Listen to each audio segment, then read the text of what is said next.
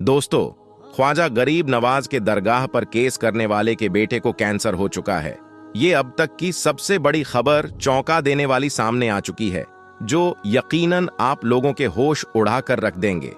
अजमेर शरीफ के ताल्लुक से आ रही है ये खबर इस वक्त काफी ज्यादा हिंदुस्तान में वायरल हो रही है। एक पत्रकार हैं जिन्होंने एक स्टेटस लगाया था। इसमें जो गरीब नवाज की दरगाह पर केस करने वाले के बारे में लिखा था वो यकीनन हैरान कर देने वाला है। क्या कुछ उन्होंने बताया, आगे इस वीडियो में दिल थाम कर सुने और हर मुसलमान इसको एंड तक जरूर देखें। इस वक्त की जो सबसे बड़ी खबर बताई जा रही है, सरकार गरीब नवाज के दरगाह पर सर्वे याचिका देने वाले के बेटे को कैंसर हुआ है। ये सोशल मीडिया के जरिए से पुष्टि हुई है। ये खबर ऐसे वक्त में सामने आई है दोस्तों, जब आपकी और हमारी और तमाम लोगों की नजरें हजरत ख्वाजा गरीब नवाज की दरगाह से जुड़ी हुई हैं। यहां पर कुछ अहम डिटेल भी आपको बताना बहुत जरूरी है। आखिर कौन है वो शख्स जिसने हजरत ख्वाजा गरीब नवाज के आस्थाने पर इस तरह की हरकत कराई, जिसके बाद हिंदुस्तान के तमाम ही लोगों में काफी ज्यादा गुस्सा नजर आने लगा, क्योंकि अभी संभल की जामा मस्जिद का केस खत्म ही नहीं हुआ था और वहां क्या क्या हुआ वह तमाम ही लोगों की आंखों के सामने है। और फिर अगले ही रोज ख्वाजा गरीब नवाज के आस्थाने पर पहुंच गए और दावा किया कि जहां अजमेर शरीफ की दरगाह है वहां पहले कभी शिव मंदिर हुआ करता था।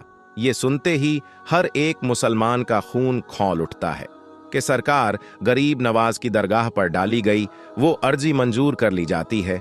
और उसके बाद एक बड़ा हंगामा खड़ा हो गया, क्योंकि ये बात हिंदुस्तान के राजा ख्वाजा गरीब नवाज के आस्थाने की थी।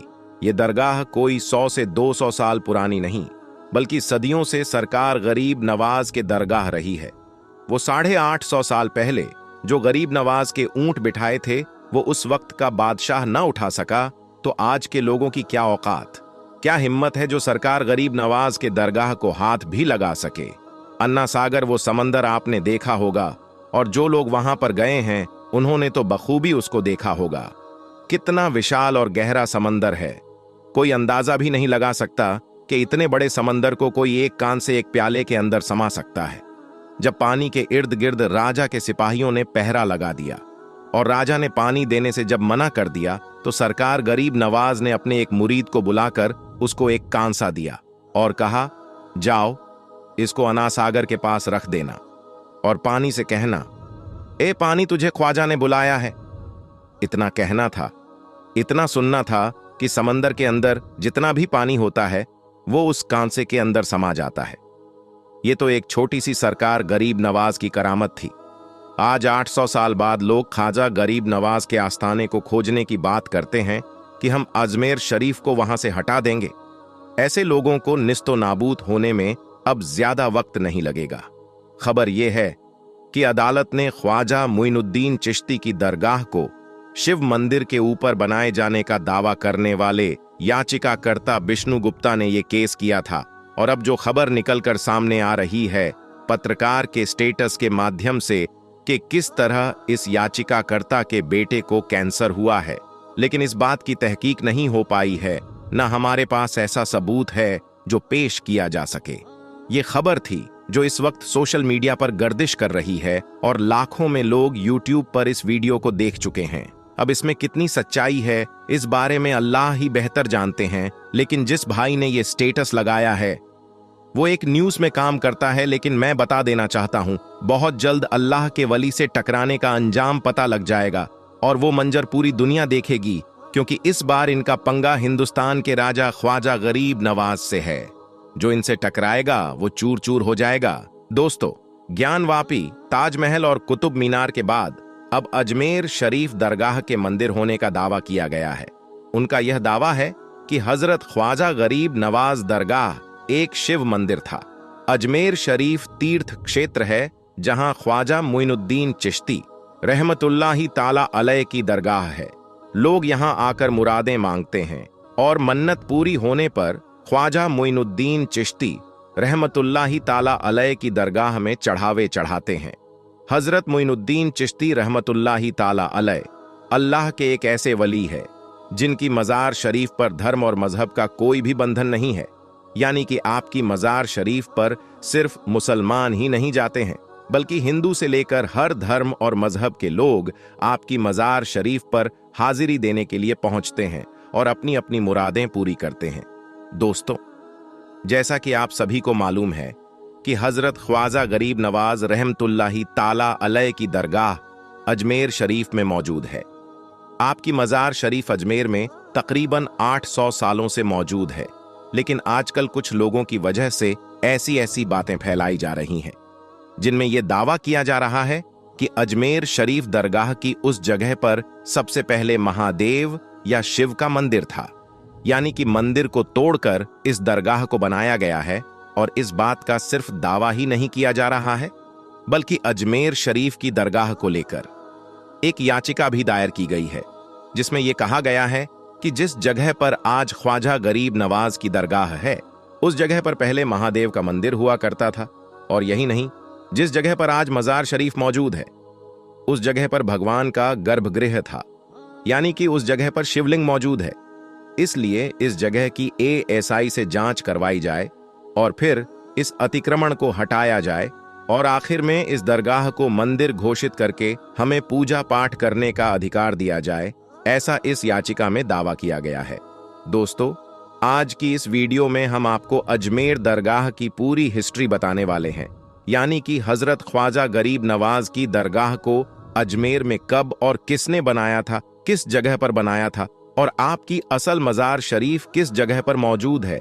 और साथ ही साथ आपको ये भी बताने वाले हैं कि क्या सच में इस दरगाह शरीफ को किसी मंदिर को तोड़कर बनाया गया है। हकीकत जानकर यकीनन आपके भी होश उड़ जाएंगे। इसलिए आज का यह वीडियो आप सभी के लिए बहुत ही जरूरी है। आप चाहे हिंदू हो या मुसलमान, आप इस वीडियो को आखिर तक जरूर देखें। सबसे पहले तो हम आपको हजरत मोइनुद्दीन चिश्ती रहमतुल्लाही ताला अलैह की दरगाह के बारे में बताते हैं। उसके बाद ख्वाजा मोइनुद्दीन चिश्ती रहमतुल्लाही ताला अलैह का अजमेर आने का इतिहास भी बताएंगे। लिहाजा आप इस वीडियो को बगैर स्किप किए आखिर तक गौर से जरूर देखना। मोइनुद्दीन हसन चिश्ती रहमतुल्लाही ताला अलैह का जन्म 1141 ईस्वी में ईरान के सीजिस्तान में हुआ था। भारत में चिश्ती सिलसिले की बुनियाद ख्वाजा मोइनुद्दीन चिश्ती ने ही की थी। वो इस्लाम फैलाने के लिए भारत आए थे। यहाँ पर वो कई चमत्कार करने लगे। आसपास के लोगों में उनको लेकर मोहब्बत बढ़ गई। लोग अपनी समस्या का हल ढूंढने उन तक पहुंचने लगे। मोइनुद्दीन चिश्ती को निजामुद्दीन औलिया के बाद दूसरा सबसे बड़ा सूफी संत यानी अल्लाह का वली माना गया। सूफीवाद भाईचारा की शिक्षा देता है। उस समय यहां 5 वक्त की अजान होती और नमाज अदा की जाती थी। मुगल बादशाह उनके अमल और उनके इल्म के जानकार थे। कहा जाता है कि औलाद की ख्वाहिश में मुगल बादशाह अकबर 437 किलोमीटर पैदल चलकर ख्वाजा मोइनुद्दीन चिश्ती की दरगाह पर आए थे। इसके बाद ही उनके घर में जहांगीर की पैदाइश हुई थी। इल्तुतमिश, अकबर, रजिया सुल्तान, जहांगीर, शाहजहां, औरंगजेब ऐसे जो मुगल सम्राट थे, इन लोगों ने उस दरगाह का अपने वक्त में दौरा किया था। बड़ौदा के महाराज ने दरगाह शरीफ के ऊपर की कंस्ट्रक्शन की थी। जहांगीर, शाहजहां और जहां आरा ने इसके कंस्ट्रक्शन में भी हिस्सा लिया था। दोस्तों, अब हम आपको थोड़ा पीछे ले चलते हैं और आपको ये बताते हैं कि जब हजरत ख्वाजा गरीब नवाज भारत आए थे तो उस वक्त अजमेर का माहौल कैसा था। दोस्तों, 6 रजब 633 हिजरी को ईशा की नमाज पढ़ने के बाद हजरत ख्वाजा गरीब नवाज अपने हुजरे में दाखिल हुए और फिर अंदर से दरवाजा बंद कर लिया और अपने सारे खादिमों को अंदर आने से मना कर दिया। इसके बाद सारी रात आपके खादिम ने कमरे के अंदर से अल्लाह के जिक्र की आवाज सुनी, लेकिन फिर आधी रात के बाद यह आवाज आनी बंद हो गई। लेकिन फिर जैसे ही फज्र का वक्त हुआ तो आपके खादिम ने दरवाजा खोलना चाहा, मगर वह दरवाजा नहीं खुला। आखिरकार फिर हुजरे के दरवाजे को तोड़ा गया। इसके बाद आपके मुरीद ने अंदर जाकर देखा तो सबकी आंखों से आंसू निकल आए, क्योंकि उन्होंने देखा कि हजरत ख्वाजा गरीब नवाज का विसाल हो चुका है, यानी कि आप इस दुनिया से रुखसत हो चुके हैं। आपके विसाल के बाद आपकी नमाज जनाजा पढ़ाई गई और फिर आपको उसी जगह पर दफन कर दिया गया जहां पर अजमेर में आप सबसे पहले चटाई बिछाकर बैठे थे। हम आपको बता दें कि उस वक्त वहां पर कुछ भी नहीं था, बिल्कुल खाली मैदान था और उस वक्त आपकी मज़ार शरीफ भी कच्ची बनाई गई थी। फिर एक बार बादशाह अकबर ने दरगाह के नाम कुछ तोहफे दिए, जिनको बेचकर फिर दरगाह का काम करवाया गया। हम आपको बता दें कि अजमेर दरगाह का जो गुंबद है, उसको हजरत ख्वाजा हुसैन के बेटे ने बनवाया था। फिर 849 हिजरी में दरगाह का जो मेन गेट है, इसे मांडू के सुल्तान झासुद्दीन खिलजी ने बनवाया था और गुंबद पर लगा हुआ कलश रामपुर के नवाबों की देन है। इसके अलावा अजमेर दरगाह में सुनहरी कटहरा बादशाह जहांगीर ने बनवाई थी और उसकी मरम्मत महाराजा जयसिंह ने की थी। बादशाह अकबर ने हजरत ख्वाजा गरीब नवाज की दरगाह के लिए 18 गांव की जागीर की। इसके बाद जब हिंदुस्तान में अंग्रेजों का कब्जा हुआ तो उस वक्त इस दरगाह के लिए एक कमेटी बनाई गई, जिसका काम दरगाह की देखभाल करना था। इसके अलावा अजमेर दरगाह में जो बुलंद दरवाजा है, उसे सुल्तान महमूद गजनवी ने बनवाया था। ये दरवाजा 85 फीट ऊंचा था, जो कि इस दरगाह की सारी इमारतों से ऊंचा था। इसीलिए इसको बुलंद दरवाजा भी कहा जाता है। अजमेर दरगाह में मौजूद बड़ी डेक को बादशाह अकबर ने चित्तौड़गढ़ फतह के बाद में बनवाया था। वहीं पर छोटी डेक को बादशाह जहांगीर ने 1022 हिजरी में बनवाया था। दरगाह में मौजूद शाहजहानी मस्जिद को बादशाह शाहजहां ने बनवाया था। तो दोस्तों, इन बातों से पता चलता है कि अजमेर दरगाह को किसी एक ने नहीं बनाया, बल्कि दरगाह की हर चीज अलग अलग लोगों की देन है, जिनमें हिंदू और मुसलमान भी थे। इसके बाद जैसे जैसे बादशाह आते गए, सबने हजरत ख्वाजा गरीब नवाज की दरगाह में कुछ ना कुछ तामीर करवाया। दोस्तों, इससे दूसरी बात यह भी साफ हो जाती है कि अजमेर दरगाह किसी मंदिर को तोड़कर नहीं बनाई गई है। ये बात सिर्फ और सिर्फ कुछ लोगों का प्रोपेगेंडा है, यानी कि कुछ लोग हैं जो पॉपुलर होने के लिए या फिर अपने निजी स्वार्थ के लिए इस तरह की बातें कर रहे हैं। मगर याद रखें, इन बातों में कहीं पर भी कोई सच्चाई नहीं है। यह बात बिल्कुल झूठ है कि अजमेर दरगाह किसी मंदिर को तोड़कर बनाई गई है। दोस्तों, ख्वाजा गरीब नवाज चिश्ती रहमतुल्लाही अलैह की मज़ार मुबारक को हिंदुस्तान के बादशाह औरंगजेब आलमगीर ने तोड़ने का इरादा किया। बादशाह औरंगजेब को वलियों के बारे में यह गलतफहमी थी कि मरने के बाद मज़ारों में उन्हें जिंदा किया जाता है। अपनी इसी वहम को दूर करने के लिए बादशाह औरंगजेब ने एक दिन गरीब नवाज की जियारत करने के लिए अजमेर शरीफ पहुंचे, और जब अजमेर शरीफ पहुंचे तो अजमेर पहुंचकर औरंगजेब ने अपने काजी से कहा कि चलो मान लेता हूं कि गरीब नवाज अल्लाह के वली है, मगर मैं तभी मानूंगा जब मैं उनको सलाम पेश करूंगा और मुझे सलाम का जवाब मिलेगा। अगर मुझे सलाम का जवाब नहीं मिला तो मैं मज़ार शरीफ को तोड़ दूंगा।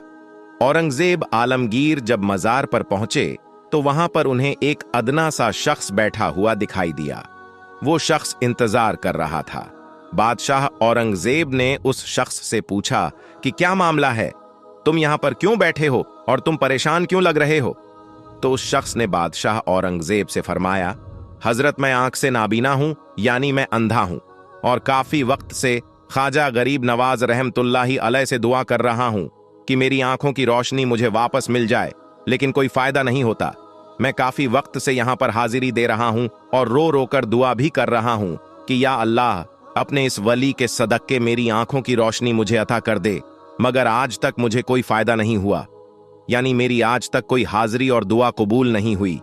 तो बादशाह औरंगजेब ने उस अंधे शख्स से कहा कि मैं मज़ार पर सलाम पेश करने के लिए जा रहा हूं, और जब मैं वापस आऊं और तब तक अगर तेरी आंखों की रोशनी तुझे वापस ना मिली तो मैं तलवार से तेरी गर्दन उड़ा दूंगा।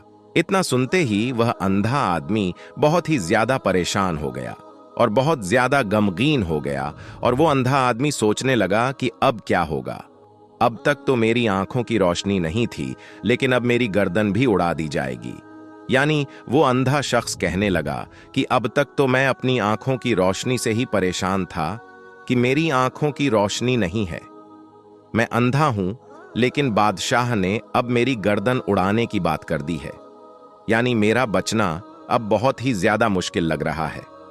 फिर उस अंधे आदमी ने जोर जोर से रोना शुरू कर दिया और तड़प तड़प कर ख्वाजा गरीब नवाज से फरियाद किया। और जब बादशाह औरंगजेब ने ख्वाजा गरीब नवाज को सलाम पेश किया, यानी जब बादशाह औरंगजेब मज़ार के पास पहुंचे और मजार के पास जाकर उन्होंने सलाम किया तो मजार में से कोई जवाब नहीं मिला। जब बादशाह औरंगजेब ने एक बार सलाम किया तो जवाब नहीं मिला। फिर बादशाह औरंगजेब ने दूसरी बार सलाम किया, फिर भी सलाम का जवाब नहीं मिला। लेकिन जब तीसरी बार औरंगजेब ने अस्सलामु अलैकुम व रहमतुल्लाहि बरकातु कहा तो अंदर से आवाज आई कि वालेकुम सलाम व रहमतुल्लाहि व बरकातु। और फिर मजार शरीफ से आवाज आती है कि ये बादशाह औरंगजेब, दोबारा ऐसी जिद न करना, क्योंकि तुम्हारी जिद की वजह से मैं इस अंधे की आंखों की रोशनी लेने अर्शे इलाही पर गया था और इसी वजह से तुम्हारे सलाम के जवाब देने में देरी हो गई। सुभान अल्लाह। दोस्तों, ख्वाजा गरीब नवाज की करामत को देखने के बाद बादशाह औरंगजेब आलमगीर रहमतुल्लाही अलैह एक अल्लाह की वली बन गए। अल्लाहू अकबर। तो मेरे दोस्तों, ये शान होती है अल्लाह के वलियों की। ये वाकया होना था कि बादशाह औरंगजेब रहमतुल्लाही अलैह एक बहुत ही बड़े अल्लाह के वली बन गए, जिन्होंने एक किताब भी लिखी है, फतावा ए आलमगिरी। बड़े बड़े मसाइल इसी किताब से हल होते हैं। मेरे दोस्तों, जब ख्वाजा गरीब नवाज रहमतुल्लाही अलैह अजमेर शरीफ पहुंचे तो उस वक्त एक मंदिर था जो अजमेर का सबसे बड़ा मंदिर था, और यह मंदिर सिर्फ राजा और रानियों की इबादत के लिए खास था। और उस मंदिर के साथ ही एक तालाब भी था, जिसको हम और आप अना सागर के नाम से जानते हैं और पहचानते हैं। हिंदू इस तालाब के पानी को बहुत ही ज्यादा पवित्र यानी पाक साफ मानते थे। उनका मानना था कि जो भी इस तालाब में नहा लेगा उसके सारे गुनाह झड़ जाएंगे। कहते हैं कि इस मंदिर में रात को इतने चिराग जलते थे कि हर रात 3.5 मन तेल उन चिरागों में इस्तेमाल होते थे। अगल बगल के कई देहाती इलाके मंदिर के नाम थे, यानी उन देहात की आमदनी मंदिर पर खर्च होती थी। उस मंदिर में हजारों लोग रहते थे, जिनका काम आने वालों की सेवा और देखभाल करना था कि कौन सा खुदा बेटा देता है, कौन सा देवता सेहत और तंदुरुस्ती का मालिक है, और किस मूर्ति की पूजा से दौलत की बारिश होती है। हजरत ख्वाजा गरीब नवाज रहमतुल्लाही अलैह उस मंदिर के पास चले गए और अना सागर से कुछ दूरी पर चटाई बिछाकर अपने मुरीदों के साथ बैठ गए, और उसी वक्त असर का वक्त हो गया। लिहाजा आप रहमतुल्लाही अलैह ने हजरत कुतुबुद्दीन बख्तियार काकी रहमतुल्लाही अलैह से अजान देने को कहा। कुफ्र शिर्क के गढ़ अजमेर में अल्लाह की वहदानियत और मोहम्मद सल्लल्लाहु अलैहि वसल्लम की रिसालत का ये पहला ऐलान था। वो लोग इस्लाम को नहीं जानते थे कि इस्लाम क्या है, चुनांचे अजान की आवाज सुनकर वह हैरान हो गए और अपने घर से निकल आए। सब मुसाफिरों ने अना सागर के पानी से वजू किया और नमाज पढ़ना शुरू किया। सब हिंदू हैरान रह गए कि सब भगवान तो अंदर हैं, तो फिर ये लोग किस भगवान को पुकार रहे हैं। जब शाम हो गई तो फिर ये लोग किस भगवान को पुकार रहे हैं। जब शाम हुई तो राजा के ऊंट जो दिन में चरने के लिए गए हुए थे अपने चरवाहों के साथ वापस आने लगे। इत्तफाक से जहां ख्वाजा गरीब नवाज रहमतुल्लाही अलैह अपने साथियों के साथ बैठे हुए थे, वो जगह राजा के ऊंटों के बैठने की जगह थी। चरवाहों ने ख्वाजा गरीब नवाज रहमतुल्लाही अलैह से कहा, उठो बाबा, ऊंटों के बैठने की जगह खाली करो। आप रहमतुल्लाही अलैह ने फरमाया, इतना बड़ा मैदान पड़ा है, ऊंट तो कहीं भी बैठ सकते हैं, क्यों मुसाफिरों को तंग करते हो। लेकिन वह ना माने और जिद कर रहे हैं कि ऊंट इसी जगह पर बैठेंगे। आखिर उन्होंने बहुत बदतमीजी से कहा, यह राजा के ऊंटों के बैठने की जगह है और इधर राजा के ऊंट ही बैठेंगे, तुम लोग कहीं और डेरा लगाओ। आखिर आप रहमतुल्लाह ने उठते हुए हजरत कुतुबुद्दीन बख्तियार काकी रहमतुल्लाह से फरमाया, उठो कुतुबुद्दीन ये कह रहे हैं कि ऊंटों के बैठने की जगह है, तो चलो ऊंट ही बैठे रहेंगे। ये कहकर आप रहमतुल्लाही अलैह ने अपने साथियों के साथ वहां से उठ गए।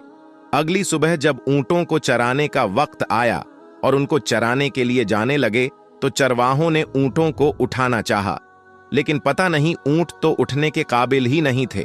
उन्होंने ऊंट को मार मार कर जबरदस्ती उठाना चाहा, लेकिन वो बैठे ही रहे।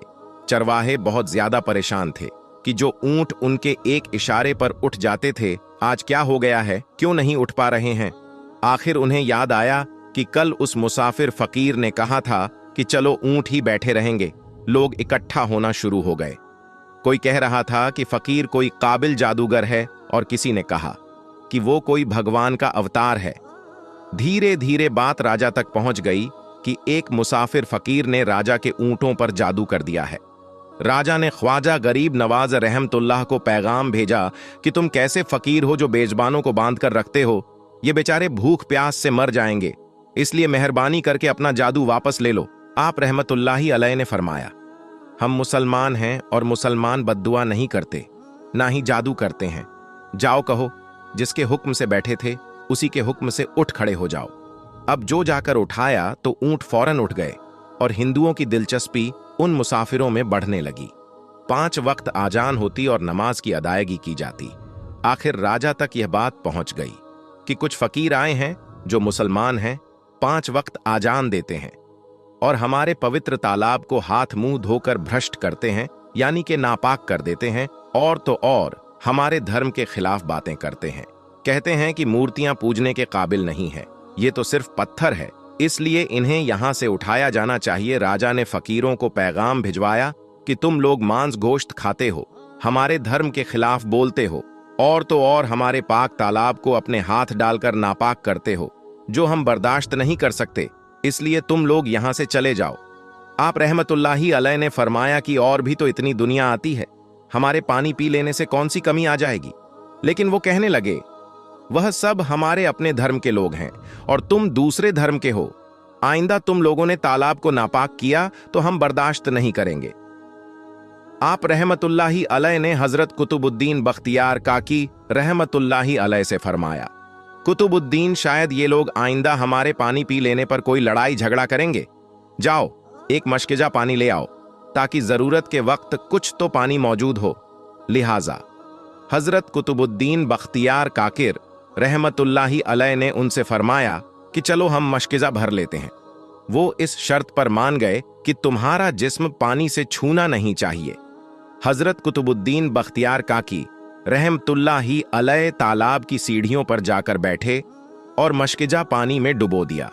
जब वो भर गया तो हजरत कुद्दूस मोहम्मद ने वो मशकिजा ऊपर खींचा, लेकिन जूं ही मशकिजा पानी से बाहर निकाला, अन्ना सागर का पानी सूख चुका था। ऐसा लग रहा था कि अन्ना सागर का सारा पानी मशकिजा में बंद हो गया था।